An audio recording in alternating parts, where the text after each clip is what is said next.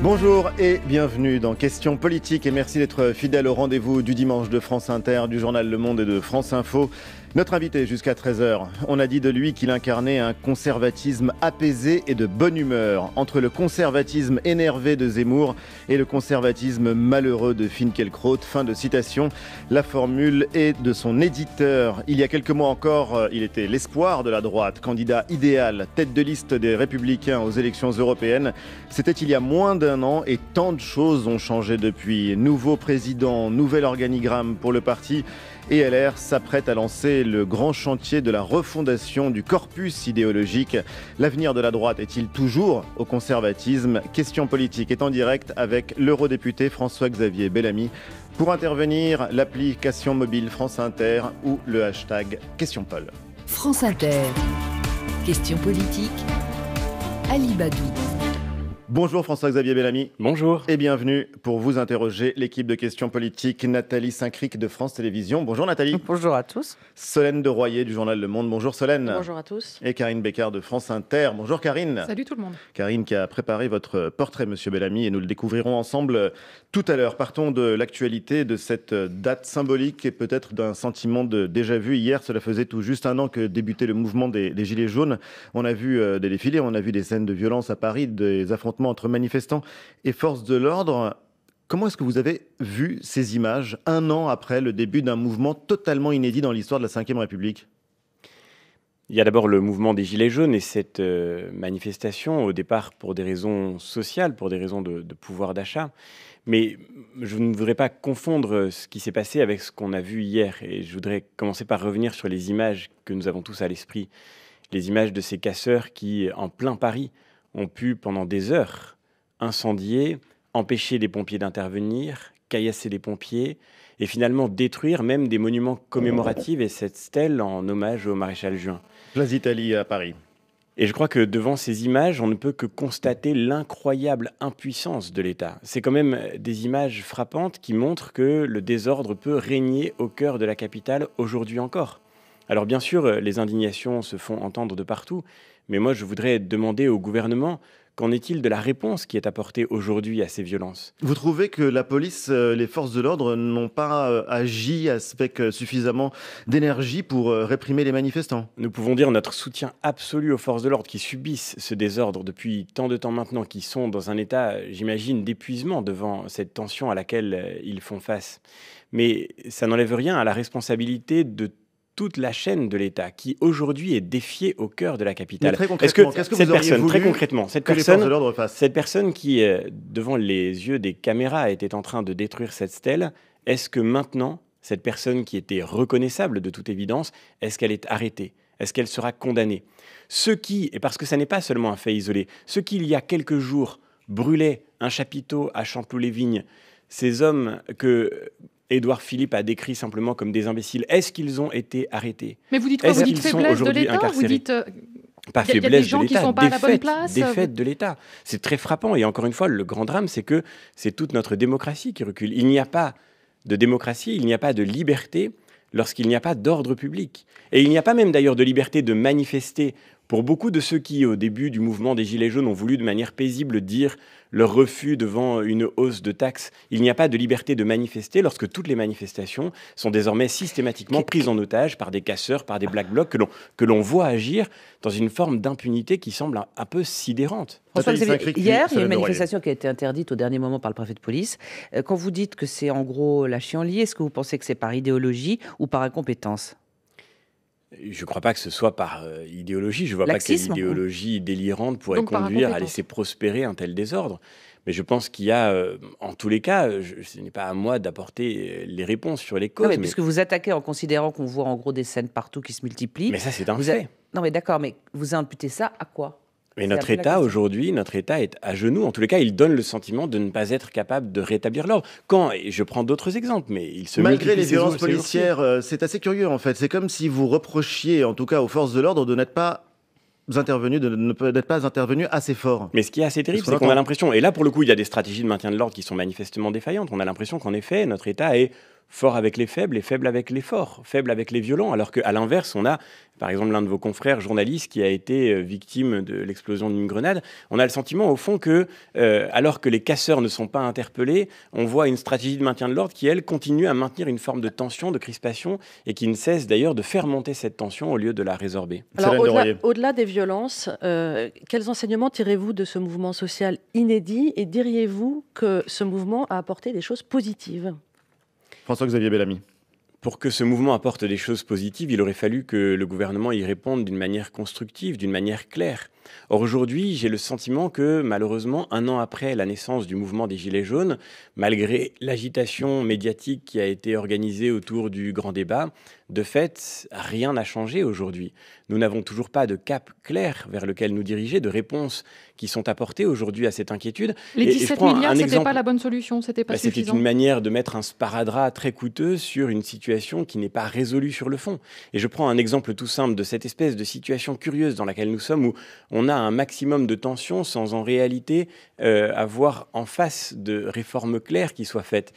La révolte des Gilets jaunes, elle s'est faite non pas pour une réforme courageuse qui était proposée, mais pour une énième hausse de taxes. Et de la même manière, aujourd'hui, on est dans une situation très curieuse de cet étrange débat sur la réforme des retraites qui ne cesse d'agiter les tensions et les crispations, qui menacent de paralyser la France dans quelques jours, alors qu'on ne sait toujours pas quelle réforme nous est proposée et que nous n'avons toujours pas d'idée de ce cap que le gouvernement propose de suivre. Quand vous parlez de sparadrap, vous considérez qu'il n'y a pas eu assez d'argent ou qu'il y a eu de l'argent pas où il fallait ?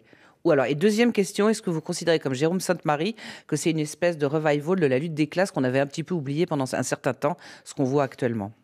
Je crois que nous sommes un pays qui n'arrive plus à débattre et qui ne vit la démocratie que sous la forme d'un combat. Et sur ce point, je partage l'analyse de Jérôme Sainte-Marie. Et je crois que c'est d'ailleurs un très grand problème que nous rencontrons aujourd'hui, que au lieu que, par exemple, le gouvernement mette sur la table un projet clair pour sa réforme des retraites et qu'on en débatte et qu'on en discute et qu'on le critique ou qu'on le soutienne. Mal orienté, ou c'est pas le problème, c'est quelque chose de beaucoup plus global. Mais le problème est beaucoup plus global, en effet.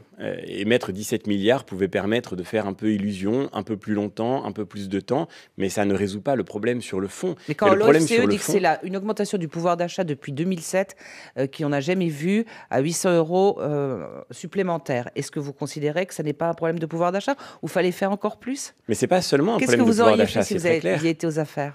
Je crois que le grand problème, encore une fois, c'est qu'on demande à un gouvernement de proposer un cap, de proposer une vision. Et oui, évidemment, il y a un problème qui dépasse de très loin la question du pouvoir d'achat, qui est celui, par exemple, de la France périphérique, d'une France qui se sent de plus en plus délaissée, qui voit les services publics s'amoindrir, qui voit, on le disait à l'instant, l'État incapable de faire face aux missions les plus régaliennes.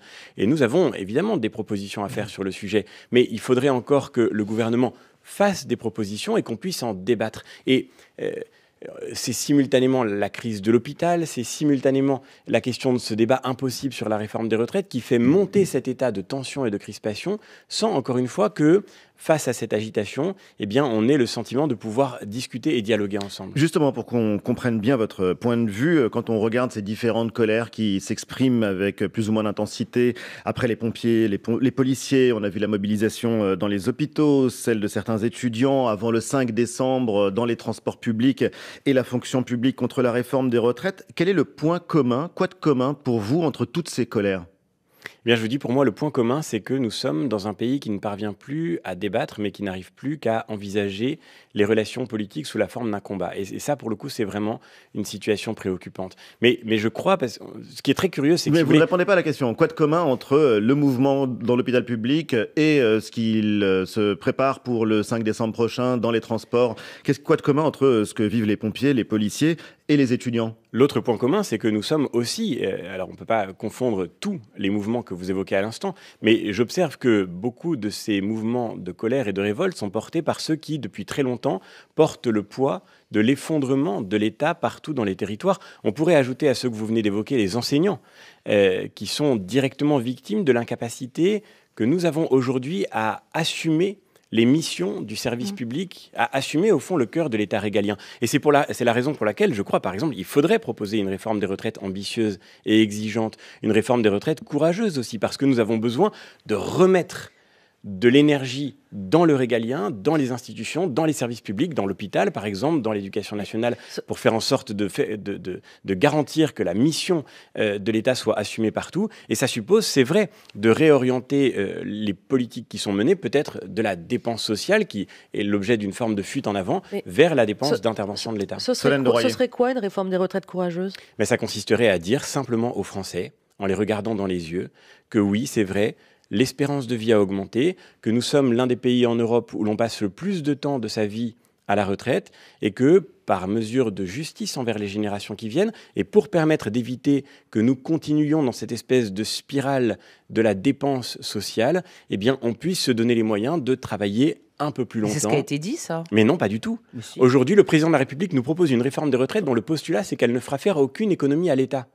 Donc ça n'est pas du tout le même angle, ça n'est pas du tout le même axe. Et le grand paradoxe, c'est que d'ailleurs cette réforme va coûter de l'argent public et qu'on va mettre le pays dans un état de crise sociale sans précédent pour une réforme incompréhensible et qui coûte de l'argent public. Et je crois qu'on a ici, d'une certaine manière, malheureusement, aussi bien l'attention que l'inefficacité. C'est très dommage, c'est très triste, et c'est la marque de cette situation dans laquelle nous sommes aujourd'hui. On nous avait promis la fin des clivages, on n'a jamais connu un tel degré de tension. Est-ce que vous demandez au gouvernement, vous leur demandez de renoncer, de reculer, d'enlever leur réforme des retraites? Certains demandent une grande conférence sociale avant le 5 décembre. Solennellement, vous leur dites stop, on arrête et on repart sur d'autres bases? Mais non, je demande au contraire au gouvernement de nous dire d'abord quelle réforme des retraites il veut faire de manière précise et claire. On a une espèce de succession d'allers-retours. On a eu la concertation menée par Jean-Paul Delevoye pendant plus d'un an. Au terme de cette concertation, un rapport a été rendu et instantanément, le président de la République retire l'avant-projet pour nous dire qu'il va lancer un débat sur les retraites. Ensuite, il nous parle de plan B.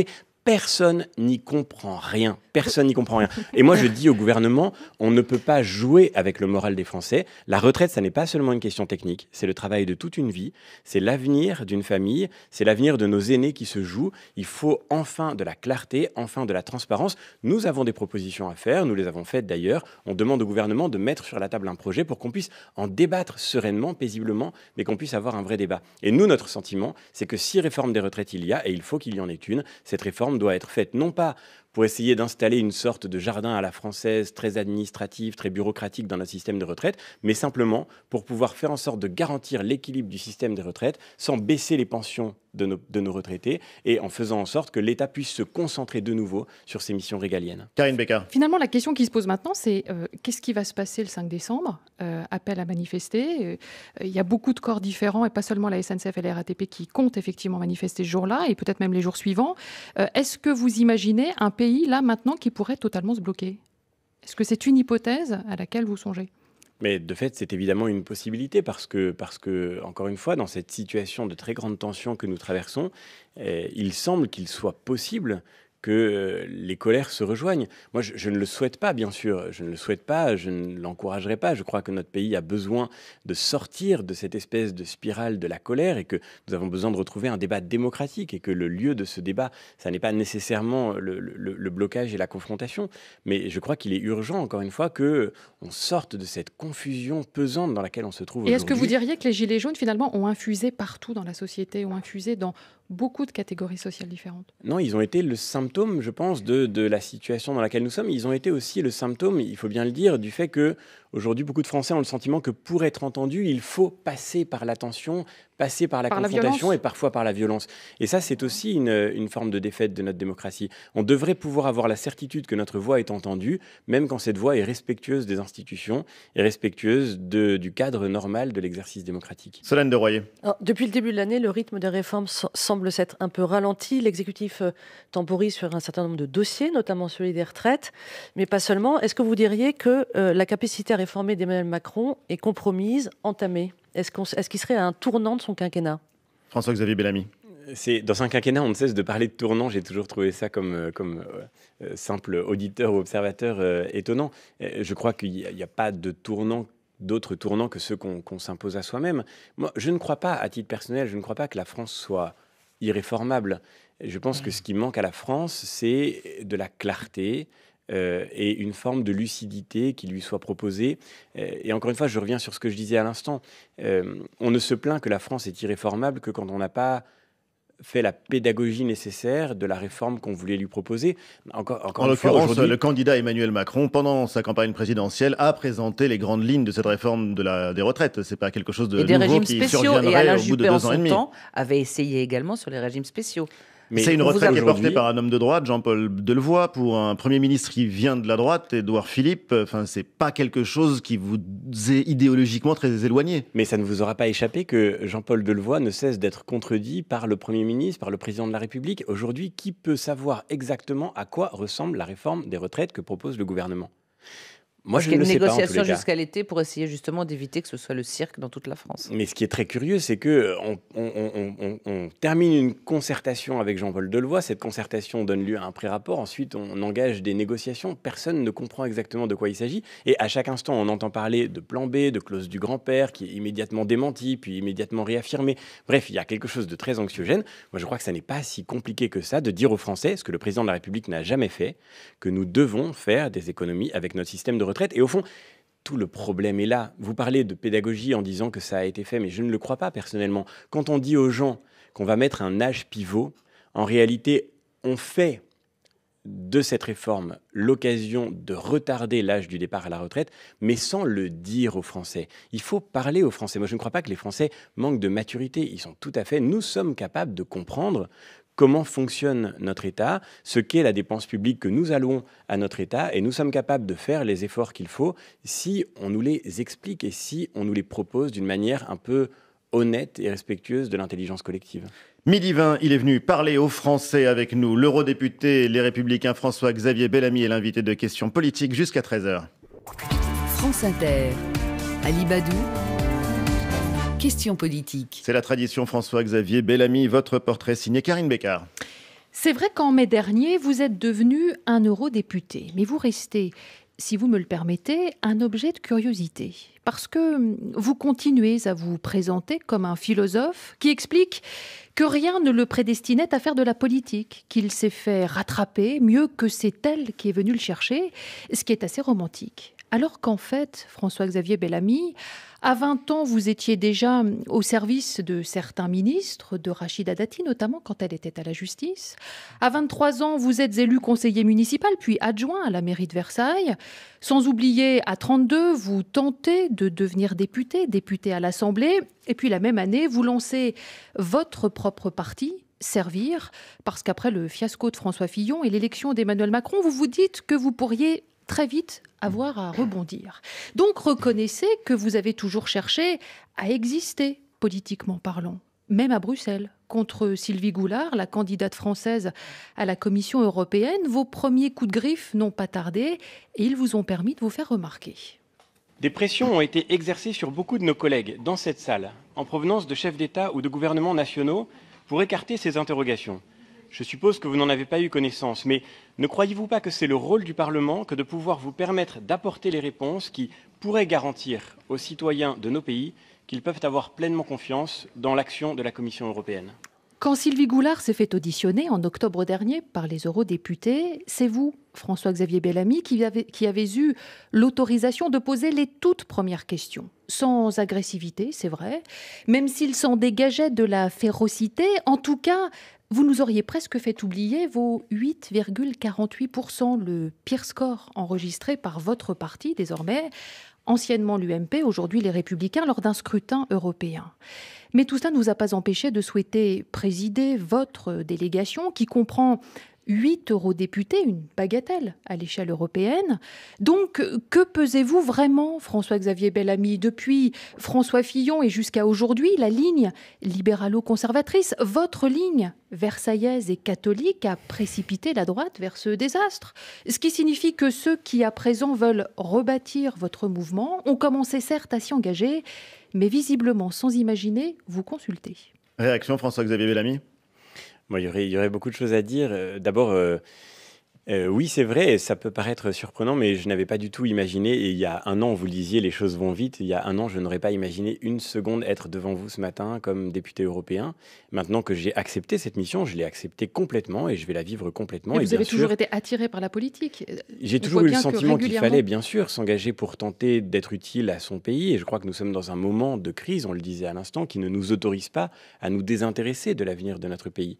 Mais quand j'ai été élu en 2008 avec François de Mazières à Versailles, c'était une élection qui était très improbable, très inattendue pour moi. Je ne vais pas faire comme si je n'avais jamais touché à la politique. Je m'y suis engagé, j'ai assumé ce mandat d'ailleurs pendant les 10 dernières années avec passion, et j'espère avoir pu être humblement utile dans cette équipe municipale. Maintenant, je vais tenter de l'être au Parlement européen. Mais mon vrai métier, c'est l'enseignement de la philosophie. Juste par hasard quand même. C'était après cette élection législative de 2017 qui avait donné lieu à une très belle mobilisation, et mon but était vraiment local. Mon but, c'était de faire vivre cette mobilisation dans la durée, quelle que soit d'ailleurs la suite des événements. Mais je voudrais terminer par contre sur un dernier point. D'abord, je ne crois pas que le score de l'élection européenne soit dû uniquement à la campagne de l'élection européenne. Nous avons fait une campagne qui, d'ailleurs, a été marquée par une vraie et belle dynamique, et beaucoup d'observateurs l'ont constaté, mais nous avons été pris en étau par la configuration actuelle du débat politique, par cette espèce d'opposition entre Emmanuel Macron et Marine Le Pen, qui est mise en scène aussi bien d'ailleurs par Emmanuel Macron que par Marine Le Pen. Et nous n'avons pas su, c'est vrai, sortir de cet étau.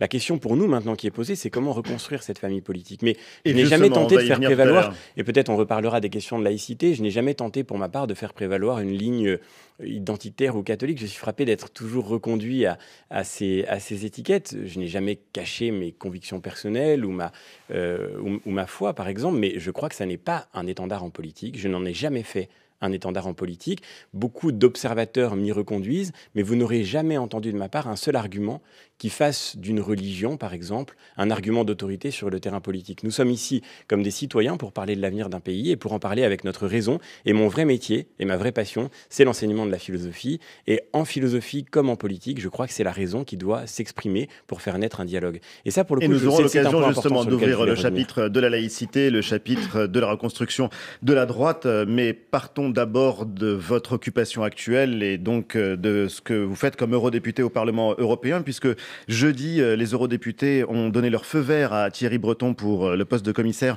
au marché intérieur. Là, pour le coup, vous félicitez Emmanuel Macron. Il a eu une bonne idée de proposer Thierry Breton pour ce poste-là ? Oui, en tout cas, c'est le signe que nous ne sommes pas dans une situation d'opposition partisane un peu stérile. J'ai pu l'entendre parfois après les questions que j'ai en effet posées à Sylvie Goulard. Ces questions, je ne les ai pas posées parce que je voulais faire du tort à Emmanuel Macron. Je ne les ai posées que pour une seule raison, c'est parce que ces questions s'imposaient. Et d'ailleurs, la preuve en a été faite quelques jours plus tard, puisqu'on a appris que l'affaire des assistants parlementaires du MoDem qui suscitait ces interrogations, a suivi son cours et qu'elle donne lieu désormais à des mises en examen. Donc il est très clair que ces questions étaient légitimes, mais nous n'avions pas pour objectif d'exclure, parce qu'il était nommé par Emmanuel Macron, le candidat français à la Commission, et nous avons considéré que Thierry Breton était, au terme de son audition, extrêmement compétent et tout à fait qualifié pour relever le défi de ce portefeuille important sur la question du conflit d'intérêts et sur la stratégie éventuelle. Il a fait un choix très clair, et je trouve, d'ailleurs, je me permets de le dire, moi je suis professeur de philosophie, donc je ne suis pas lié au même type de parcours que celui de Thierry Breton, mais j'ai trouvé ce choix très courageux. Il a vendu avant même de venir à l'audition, qui était très incertaine, puisque, comme toutes les auditions, elle était le préalable au vote de la Commission. Courageux, quand on empoche 46 millions d'euros, c'est un geste de courage, mais qui est relatif quand même, François-Xavier Bellamy. C'est pour ça que je vous dis que moi je suis professeur de philosophie, c'est des montants qui ne me parlent absolument pas, si vous voulez. Mais ce que je veux dire, c'est que je trouve ça courageux d'avoir pris l'initiative de faire ce choix avant même le choix de la commission parlementaire. Il aurait pu dire, au cas où je serais investi, je me séparerai de toutes mes actions, je quitterai tous mes mandats. Il l'a fait avant. Et c'est un geste qui mérite d'être signalé parce que je crois qu'il le met en situation de pouvoir, de manière transparente, montrer qu'il n'y a plus de risque de conflit d'intérêts avec son ancienne entreprise. Vous le voyez comme un commissaire PPE, ou donc votre famille politique, ou comme un commissaire Renew, c'est-à-dire macroniste ? Je le vois comme un commissaire compétent. Et moi, je n'ai jamais cru que les logiques d'étiquette devaient prévaloir sur la qualité des personnes qui vont ensuite agir pour porter les dossiers. Je crois qu'il a l'expérience, l'expertise nécessaire pour parler d'industrie. J'ai eu l'occasion de lui poser une question qui me paraît décisive sur l'évolution de la stratégie européenne en matière industrielle, parce que pendant très longtemps, notre Europe s'est contentée d'appliquer des normes et de faire peser des réglementations, et ainsi nous avons vu petit à petit notre industrie se dévitaliser et nos emplois partir partir dans des régions du monde qui ne respectent pas nos règles. Il est temps de sortir de la naïveté. Et sur cette question, je suis sûr que Thierry Breton a la lucidité nécessaire pour agir. Sur l'Europe encore, Solène de Royer. Oui, Karine Becker l'a dit tout à l'heure, LR n'a obtenu que 8 députés sur les 182 membres du PPE, mais vous n'avez pas répondu à sa question. Comment peser dans ces conditions ? Eh bien, c'est un vrai défi et c'est à ça que je m'attache comme chef de délégation au Parlement européen depuis plusieurs mois maintenant. Comment peser ? Eh bien, au fond, d'abord, je crois que cette campagne européenne que nous avons faite, elle était lucide. Nous avons dit la vérité aux Français, alors que nos concurrents, ceux qui ont fait de meilleurs scores que nous, ont fait reposer leur campagne sur des illusions qui se sont très vite dissipées. Le Rassemblement national avait passé la campagne à dire « Nous allons construire la grande alliance qui va prendre le pouvoir en Europe et nous allons changer l'Europe et c'est pour ça que nous ne voulons plus en sortir ». La vérité, c'est que le lendemain de l'élection, ils se sont retrouvés comme auparavant dans un groupe très minoritaire et totalement marginalisé. Et de la même manière, La République En Marche est arrivée avec beaucoup d'arrogance dans un groupe lui aussi minoritaire dans lequel elle s'est trouvée un peu marginalisée par le fait qu'elle est arrivée en prétendant changer les choses, en prétendant renouveler l'Europe, alors qu'en réalité, je crois que ce qui paye beaucoup au Parlement européen, c'est d'arriver avec sérieux, avec humilité, de susciter la confiance de ses partenaires. Nous sommes au sein du premier groupe. Nous sommes au sein du premier groupe au Parlement européen. Parlez concrètement. Vous allez pousser Parlons quel très type ? concrètement, par exemple, c'est effectivement important. Nous sommes le premier groupe au Parlement européen et dans ce premier groupe, nous allons tout faire pour peser. Je suis par exemple en commission de l'industrie et j'ai été chargé par mon groupe de la négociation sur le Fonds européen de défense.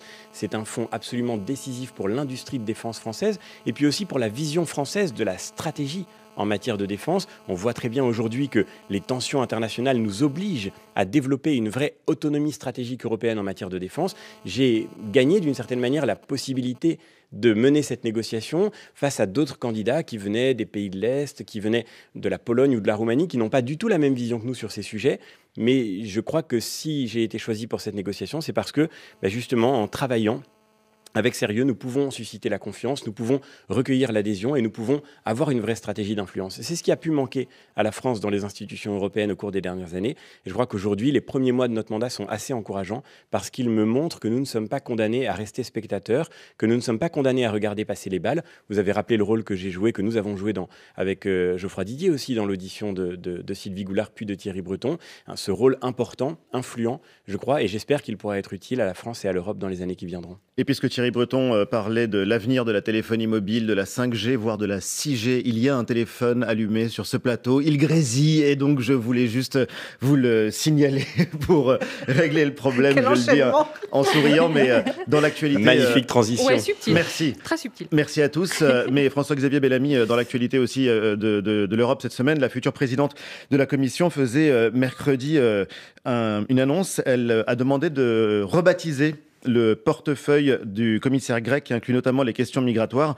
Il faudra parler désormais de la promotion et non plus de la protection du mode de vie européen. Les mots sont symboliques, vous le savez mieux que quiconque. Qu'avez-vous pensé de ce changement de vocable ? Non plus protection, mais promotion. Ce changement me va très bien. Peut-être pour resituer les choses dans le contexte, il y a eu un débat que j'ai trouvé pour ma part assez improbable autour de l'expression de mode de vie européen. Pour la première fois, l'Europe assume d'avoir un mode de vie. Je n'aime pas beaucoup l'expression mode de vie, parce que mode de vie, ça peut désigner, vous parliez de téléphone portable, la société de consommation dans laquelle on est aujourd'hui. Il y a beaucoup de choses à réformer, à transformer dans notre mode de vie. Mais on peut parler, si vous voulez, d'une certaine manière d'habiter le monde, d'une certaine manière de concevoir le monde, d'une certaine manière de se lier les uns aux autres. C'est ce qui fait la civilisation européenne. J'ai défendu cette idée. Quoi de commun entre le mode de vie, le vôtre, par exemple, à Versailles, et celui d'un paysan bulgare ? Eh bien, nous sommes marqués précisément par un héritage commun. Il est très évident que du point de vue linguistique, du point de vue culturel, du point de vue de la littérature, de la philosophie, il y a évidemment une unité de l'Europe que d'ailleurs le monde entier... Il y avait de la religion derrière aussi, l'idée de la religion commune quand même. Il ne faut pas être...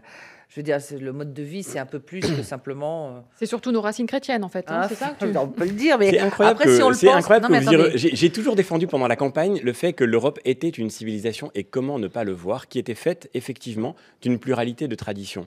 La tradition gréco-latine, Et comment ne pas le voir? Je suis professeur de philosophie. Il s'est passé quelque chose au 5e, au 4e siècle grec qui a marqué l'Europe pour la suite et pour les siècles qui ont suivi. La tradition gréco-latine est fondamentale dans notre manière de voir le monde et de parler ensemble aujourd'hui. Et il y a aussi, bien sûr, l'héritage de la tradition judéo-chrétienne. Je n'ai jamais parlé uniquement des racines chrétiennes de l'Europe, mais comment ne pas reconnaître qu'elles ont c'était en juste profondeur une question. Mais comme vous dites, en fait, c'est fondamental. Voilà. Est-ce que c'est nécessaire d'en faire la promotion? Eh bien oui, c'est nécessaire d'en faire la promotion. Pourquoi? Et pourquoi? Pour une raison très simple, c'est que nous passons notre temps à parler de vivre ensemble et nous ne cessons de voir le vivre ensemble se fracturer, se fissurer.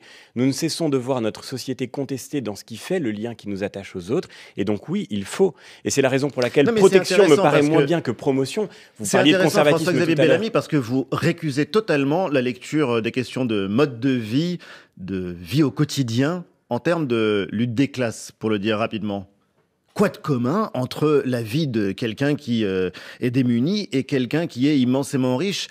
C'est peut-être ça le véritable fossé, plutôt que d'imaginer qu'il y a quelque chose de commun à tous ceux qui vivent dans l'espace de l'Union européenne, par différence avec ceux qui en sont exclus. Ça, c'est magnifique. Là, on est vraiment au cœur d'un débat fondamental. Effectivement, une vision marxiste des choses ou une perspective classiste, pourrait-on dire, voudrait qu'il n'y ait rien de commun entre le plus modeste et le plus aisé. Moi, je crois pour ma part qu'il y a quelque chose en commun qui s'appelle précisément ce qu'on pourrait appeler des biens communs, une langue, une capacité de parler les uns avec les autres, de confronter nos raisons, et que la démocratie suppose de passer d'une logique de confrontation et de combat à une logique de travail et d'échange pour pouvoir faire en sorte, par exemple, de construire une société plus juste, une société où la solidarité soit plus effective. Je ne dis pas qu'il faille en rester à l'idée que les inégalités sont normale, évidente et qu'il faudrait s'y résigner. Mais la question, c'est comment faire en sorte de construire une société plus juste. Certains diront que c'est par la confrontation et le combat. Moi, je dis que c'est par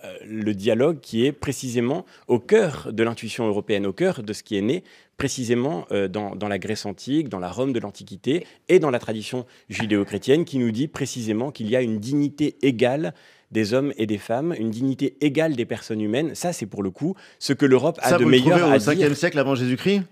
Mais on le trouve quand les femmes n'avaient pas le droit de vote, qu'il y avait des esclaves, non, et je dis que les étrangers non plus ne participaient pas à la vie de la cité. Je dis que c'est ce qui a mûri progressivement dans l'esprit européen tout au long de son histoire. Et que bien sûr, nous avons encore, et aujourd'hui bien sûr, beaucoup de chemin à faire pour qu'une telle intuition trouve son effectivité. Mais ça suppose précisément de s'appuyer sur ce qu'est l'Europe. Et encore une fois, l'Europe pendant très longtemps, et c'est ce qui fait la crise qu'elle traverse aujourd'hui pour une bonne part, nos pays pendant très longtemps ont voulu se prendre pour un universel abstrait, ont refusé de reconnaître qu'ils avaient une singularité et que cette singularité méritait d'être partagée. On a élu un président de la République qui nous a dit « il n'y a pas de culture française ». Moi, je crois que ce déni de réalité, l'idée qu'il n'y a pas de civilisation européenne, il l'a dit, pardon, excusez-moi, il l'a dit, chacun pourra le vérifier, il a utilisé ces mots, il les a même répétés. J'avais dit qu'il n'y avait pas de culture française. Et il a dit il n'y a pas une culture française. Alors j'invite chacun à vérifier, ce sera très facile à faire, ce que je crois intéressant, mais je ne le reproche pas à Emmanuel Macron, ce n'est pas lui qui est en cause.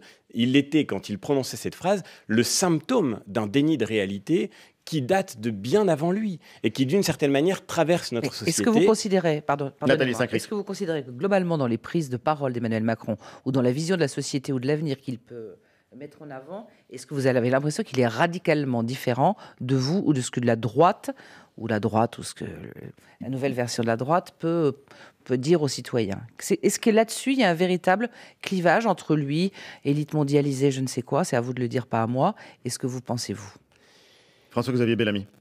Il y a, je le crois, un vrai clivage. Ce qui ne veut pas dire que encore une fois, je veux dire, pour ma part, je n'ai jamais cru à la fin des clivages. Je crois que la démocratie suppose de reconnaître que tout le monde n'a pas la même vision des choses et que justement, un débat est nécessaire. Mais je crois qu'avec Emmanuel Macron, nous n'avons pas la même vision des choses. Je dis je crois parce que le premier point qui me paraît problématique, c'est qu'Emmanuel Macron ne se prononce pas sur ces enjeux fondamentaux d'une manière qui soit assez claire. Il a dit il n'y a pas une culture française, mais simultanément, effectivement, il donne parfois le sentiment d'assumer, au contraire, une autre vision des choses. On a l'impression qu'au fond, il n'a pas choisi. Et sur un sujet aussi fondamental que celui qu'on évoque à l'instant, Emmanuel Macron est-il, par exemple, le défenseur d'une société multiculturelle, communautarisée, le défenseur d'une société tel que par exemple un Trudeau au Canada peut l'incarner.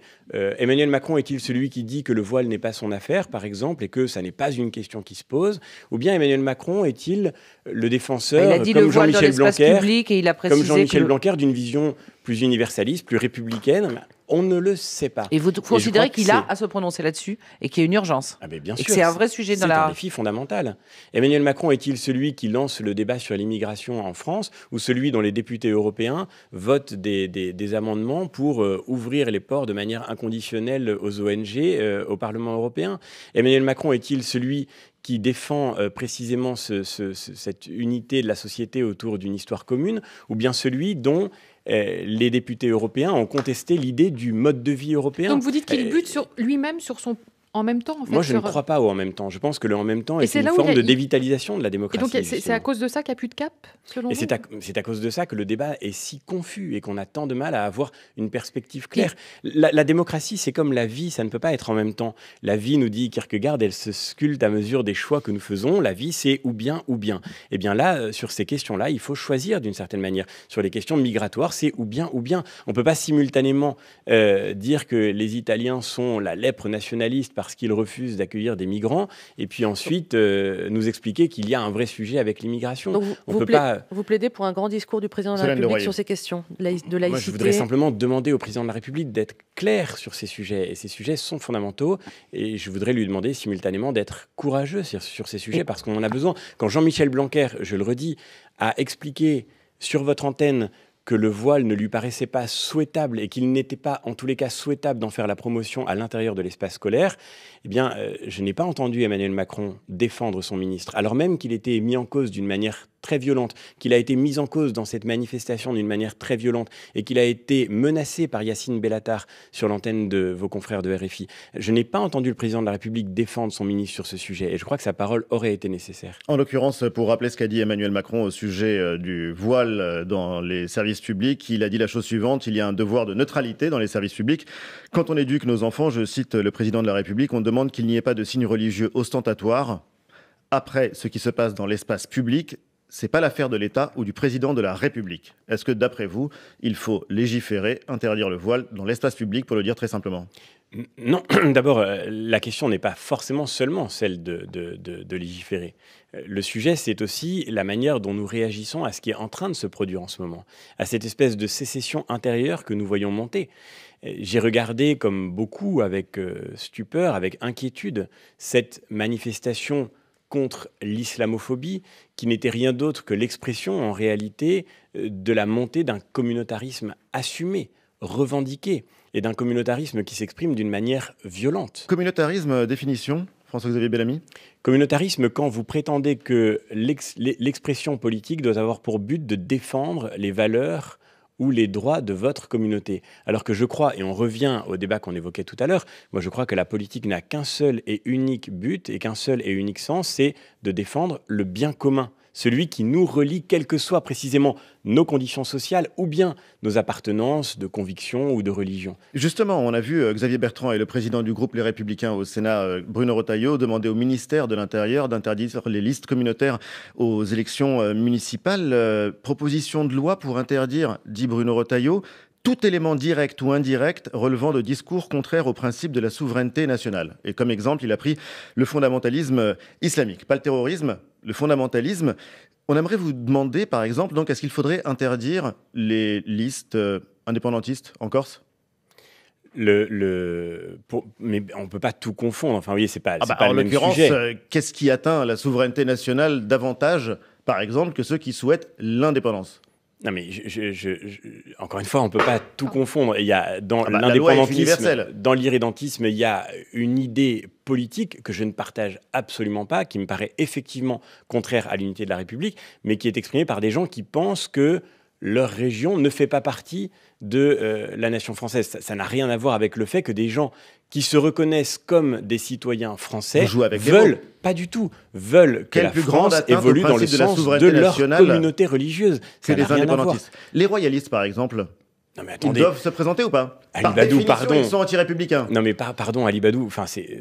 Non, mais il bafoue aussi les Non, principes mais de en la l'occurrence, République. quand on est C'est une réalité royaliste, aussi. Mais on est Donc, par définition vous êtes anti-républicain. vous êtes sérieux? Ah, mais je suis extrêmement sérieux. Vous croyez que la République aujourd'hui est menacée par les royalistes? Eh bien, dans ces cas-là, soyez clairs. Dites liste musulmane au Mais lieu y a de pas- dire liste y a pas- communautaire y a ou pas- liste Vous anti-républicaine. considérez que... Mais oui, mais non, mais une liste musulmane en tant que telle qui se présente à une élection pour dire que son programme c'est l'islam me paraît être contraire à ce que devrait être la politique dans une république. Alors, vous en avez déjà repéré ou Mais pas? Et si honnêtement, oui, prenons où? les choses comme elles sont, regardons la réalité en face. Aujourd'hui, ce ne sont pas des listes royalistes qui menacent la République dans notre pays. Non, mais vous parlez Aujourd'hui, au nom de principe ou pas? ce qui est en jeu, c'est que nous voyons monter des revendications communautaires qui, pour le dire clairement, viennent effectivement d'un islam fondamentaliste qui gagne du terrain dans notre pays et que c'est sur cette question que nous devons nous battre. Moi, je ne veux pas qu'en France, et ça c'est un modèle qui n'est pas le nôtre, c'est un modèle anglo-saxon qui existe par ailleurs. En Angleterre, par exemple, il y a des tribunaux qui peuvent rendre la justice selon la charia. Je ne veux pas de ça pour mon pays. Je pense que personne ne le propose, ou en tout cas, personne n'a émis l'idée dans l'espace public. Nathalie Saint-Cric. Plus généralement, Laurent Wauquiez avait une intuition, c'était que ce serait justement ces questions identitaires qui seraient au cœur du débat chez les Français, maintenant et jusqu'à la présidentielle. Manifestement, il s'est peut-être un peu trompé, ou même beaucoup. Tout à l'heure, vous parliez des Gilets jaunes, on avait l'impression que c'était l'économique et le social qui étaient déterminants. Est-ce que vous faites toujours le pari du sociétal, de l'identitaire, dans les 2 ans qui viennent, comme étant une clé de compréhension des Français, une clé pour le vote et l'élection du futur président? François-Xavier Bellamy. Moi, je ne crois pas une seule seconde que la politique puisse se résoudre à des paris tactiques sur les sujets qu'il faut Non, ce n'est pas des paris tactiques. C'est en exploiter. gros, quelle est la vague d'inquiétude chez les Français Parlez bien dans le micro, Nathalie. sur quoi les choses se feront? Il me C'est pas, semble je suis pas dans un truc tactique, genre est-ce qu'il faut parler du voile, gna gna. Non. Est-ce que vous avez le sentiment, le ressenti que vous avez des Français? Est-ce que c'est plutôt sur un problème de pouvoir d'achat ou de mal-être à cause des services publics, comme vous l'avez développé tout à l'heure, ou alors ça se fait sur une peur de la dissolution de l'identité française? Je crois que ce qui habite les Français aujourd'hui, et je le vois en allant sur le terrain depuis la campagne et même depuis l'élection, j'ai régulièrement l'occasion de me déplacer partout en France. Ce qui habite les Français aujourd'hui, c'est le sentiment qu'ils ne maîtrisent plus leur destin, qu'ils sont condamnés à subir l'évolution d'un monde et l'évolution d'un pays qui se fait sans qu'ils puissent agir, et qu'ils sont le sentiment qu'ils sont condamnés à subir d'une certaine manière, et que cette impuissance collective se traduit par l'impuissance de l'État. Et l'impuissance de l'État, pour le coup, elle se joue aussi bien dans le délitement des services publics, dans la fragilité de l'État sur le terrain, dans l'incapacité, par exemple, de notre école à assurer une véritable égalité républicaine, à transmettre à tous les enfants les éléments d'une culture commune, que face à la montée de ces communautarismes, l'État semble être Donnez-nous des défié en permanence. exemples concrets, en l'occurrence, de ce que vous appelez encore une fois le communautarisme, et on pourrait dire qu'il s'agit de la religion musulmane tout simplement. Où s'arrête l'expression de pratiques culturelles, religieuses, qui vous paraissent acceptables, et où commence ce que vous appelez la sécession, ce qui est inacceptable? Donnez-moi un exemple concret. Quand vous avez monsieur Mohamed qui, en plein Paris, fait crier Allahu Akbar dans une manifestation... qui fait crier Allahu Akbar dans une manifestation au cœur de Paris, je crois que là, on est en train de voir évoluer l'expression démocratique. C'est interdit par la loi ? C'est pas interdit par la loi. Et encore une fois, c'est là où... ce qui n'est pas interdit par la loi dans un état de droit est autorisé. Mais la question n'est pas seulement de savoir si c'est autorisé ou interdit. La question est de savoir ce qui est en train de se passer et de comprendre ce qui est en train de se jouer. Et effectivement, si on voit poindre la manière dont une religion se transforme en revendication politique. Oui, par exemple, quand des catholiques manifestent contre le mariage pour tous, contre la PMA, est-ce que ça, c'est pas une expression religieuse qui se transforme en expression politique ? On est vraiment au cœur de ce que Pascal Bruckner appelait la nuit de l'équivalence. J'ai manifesté contre le mariage pour tous. Je m'oppose à la PMA. Trouver un seul argument religieux dans mon propos. Je le fais pour des raisons je ne parle pas de vous. Rationnelles. D'autres l'ont fait. Je ne au crois nom pas, de leurs convictions religieuses. Mais je ne crois pas que ce soit le cœur du ressort. En tous les cas, je n'ai vu aucun catholique venir dans l'espace public en disant « je veux que l'évangile soit désormais considéré comme un programme politique. Je me présente parce que l'évangile est mon programme politique. » L'évangile n'est pas un programme politique. Et d'ailleurs, je me permets de le dire. Ça nous permet de revenir aux racines de l'Europe. Je me permets de dire que la laïcité, c'est un mot qui vient précisément de cet héritage culturel qui nous vient de la tradition judéo-chrétienne.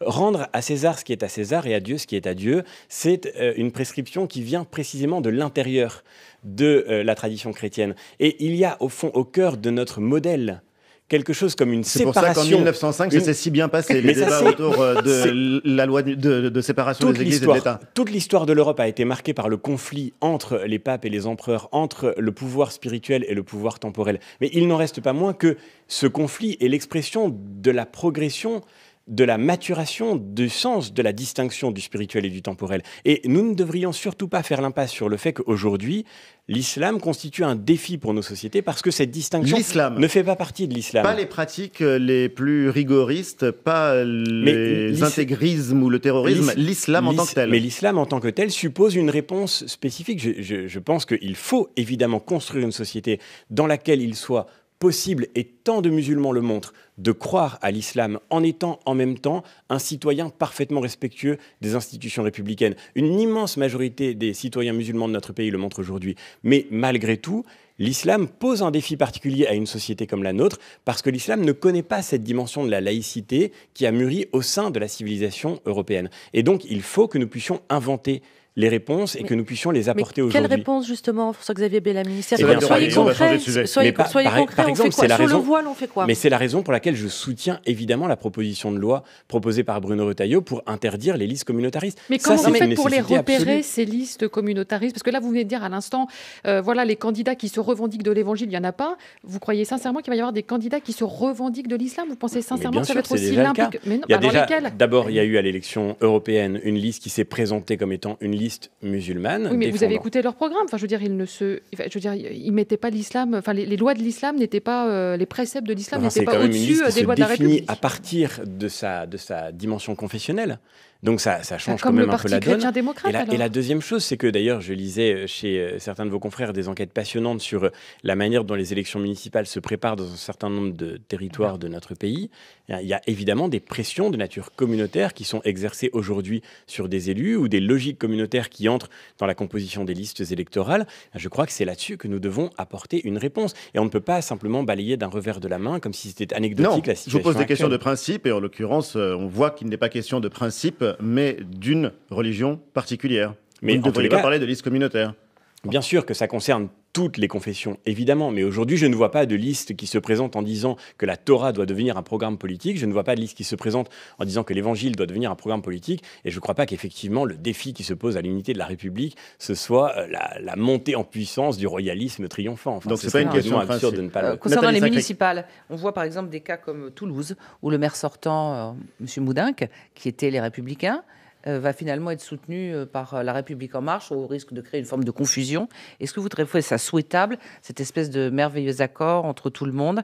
Est-ce que justement c'est le triomphe des idées plutôt que de la petite politique politicienne? Jean-Luc Moudinque est toujours un maire Les Républicains, et d'ailleurs il nous a apporté son soutien pendant l'élection européenne. Il avait fait l'objet de pressions très intenses de la part de La République En Marche, qui lui promettait d'avoir un candidat contre lui s'il osait m'apporter son soutien. Je lui ai été très reconnaissant du courage avec lequel, malgré cette pression, il s'est exprimé. Aujourd'hui, si La République En Marche choisit de le soutenir, pour ma part, je le perçois plutôt comme un signe de faiblesse de ce parti politique qui n'a pas d'enracinement local et qui, par conséquent, est d'une certaine manière obligé de se rallier à des maires en place. Vous trouvez que est-ce que ça clarifie les choses, qu'ils l'acceptent et qu'ils disent qu'en gros, qu'ils marchent main dans la main, comme Christian Estrosi avec un certain nombre de... De toute façon, ça embrouille pas la tête des gens. Quand un parti choisit de vous soutenir, vous n'avez pas d'autre choix que de reconnaître que ce parti a choisi de vous soutenir. Vous pouvez refuser un soutien, je pense quand même. Si ce parti a choisi de vous soutenir, c'est un fait qu'il exprime de son côté. Enfin, en tous les cas, je l'interprète, je vous le dis, comme une forme de talon d'Achille de La République En Marche qui n'a pas d'enracinement local, qui n'a pas d'implantation locale. Qu'est-ce qui a fait le succès d'Emmanuel Macron à l'élection présidentielle? Eh bien, c'est qu'il avait, avec beaucoup de charisme, réussi à prendre une place importante dans la campagne et qu'ensuite, au second tour, il a été le candidat qui, face à Marine Le Pen, se présentait comme le seul capable de gérer l'avenir de la France. Aux élections européennes, il a fait exactement la même chose. Et on a vu son affiche fiche fleurir partout en parallèle de celle de Nathalie Loiseau. Mais ça ne fonctionne pas aux élections municipales. C'est le contraire, là. Il n'y aura pas Emmanuel Macron candidat dans 36 000 communes de France. Il n'y aura pas Emmanuel Macron qui sera en duel avec Marine Le Pen dans 36 000 communes de France. Et donc cette situation, évidemment, de fragilité de la République En Marche, la condamne sans doute à passer par ce genre de tactique. On a parlé de Toulouse, parlons de Versailles, où la République En Marche a l'intention de soutenir la liste d'hiver droite de François de Mazières. Vous êtes sur cette liste, mais LRM semble embarrassé par votre présence. Est-ce que vous allez quitter cette liste ou pas ? Moi, j'en ai parlé très récemment avec le maire, parce qu'il y a eu plusieurs articles de presse sur ce sujet.